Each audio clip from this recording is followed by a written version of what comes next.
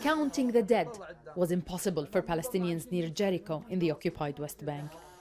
In this room on the outskirts of Aqabet Jabr refugee camp, witnesses say Palestinian fighters exchanged fire with Israeli forces.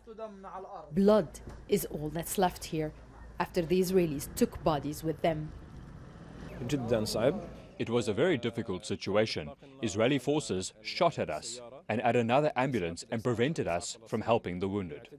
It was only hours later that families were informed at least 5 Palestinians had been killed, among them 2 brothers. While families have opened mourning houses, it's not clear when and if they'll get the chance to bury their sons. Israel has a policy of withholding bodies of Palestinians it accuses of killing Israelis.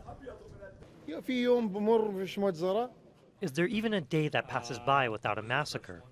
What do you expect our sons to do?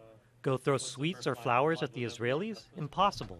Israeli forces say 2 of those killed carried out a gun attack near an illegal Israeli settlement more than a week ago. Although no one was injured in the shooting, it was who was behind it that worried the Israelis. A new armed group called the Aqabet Jabr Brigade claimed responsibility.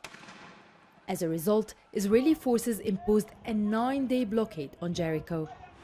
On Saturday, an Israeli raid failed to arrest any suspects, but led to a gunfight, rare in this part of the West Bank.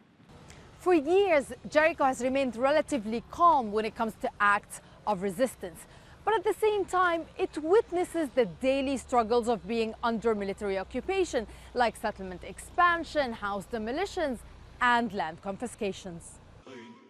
Last year, more young Palestinians joined fighting groups in Jenin and Nablus in the north of the West Bank. Now, that's also happening in Jericho. Recent polls suggest more than half of Palestinians support the armed struggle against Israel, the highest number in 2 decades.